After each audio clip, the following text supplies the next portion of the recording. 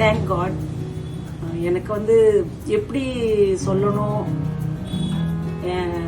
ஆண்டவருக்கு முன்னாடி எனக்கு வேர்ட்ஸே வரல. நான் என் தங்கச்சி மோசி, என் பேர் Marina, I'm an Hindi teacher. எனக்கு வந்து நான் ரொம்ப சோர்ந்து வந்தேன். ஒரு எலும்புக்கு தோல் போத்தி வச்ச மாதிரி நான் ஒரு பேஷண்ட்டை என் தங்கச்சி நான் கூப்பிட்டு வந்தேன். ஆனா ஏசப்பா அந்த இடத்துல மயங்கி என் தங்கச்சி நான் நினைவே இல்லை. ஆனா இங்க இருக்கிற எல்லா தங்கச்சிங்களும் எல்லா ஒர்க்கர்ஸும் டாக்டர் உடனே எனக்கு அட்மிஷன் போட்டு நாங்க பாத்துக்கிறோம், நீங்க கவலைப்படாதீங்க, கடவுள் வழி நடத்துவாருன்னு சொல்லிட்டு ஒரு சப்போர்ட்டிவா இருந்தாரு.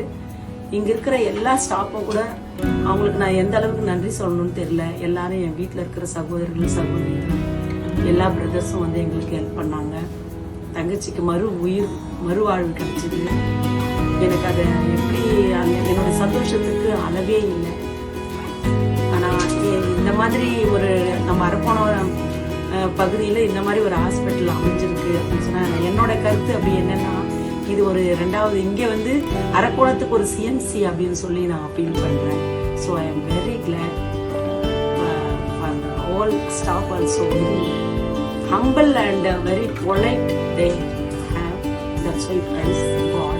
டாக்டருக்கு எம்டி, அப்புறம் நுரையீரல் சம்பந்தப்பட்ட டாக்டர் எனக்கு தெரியல, அபிஷேக் டாக்டர், இப்படி ஒரு மகனை அந்த தகப்பனாருக்கும் தாயாருக்கும் ஆண்டவர் கொடுத்துருக்கிறாருன்னா இது ஒரு பெரிய ஒரு கிஃப்ட்னா இது இங்க மட்டும்ங்க. இது வான அளவுக்கு இவருடைய புகழ் இருக்கும்னு நான் பரவும்னு நான் நினைக்கிறேன். இங்க இருக்கிற எல்லா ஸ்டாஃபுங்களும் ஒரு தன்னால எல்லாம் தன்னுடைய சுயநலவாதியா இல்லாம எல்லாரும் தன்னுடைய குடும்பத்துல ஒரு நபராக ஒவ்வொரு பேஷண்ட்டையும் ஆதரிக்கிறதையும் அவங்கள கவனிக்கிறதையும் நான் கண்கூடா பார்த்துருக்கேன். நான் ரொம்ப நன்றி சொன்னேன். டாக்டர் அபிஷேக் அவர்களுக்கு நான் அவங்க துணைவியா இருக்கும். நான் எவ்வளவு நன்றி சொன்னாலும் அது ஈடாகாது.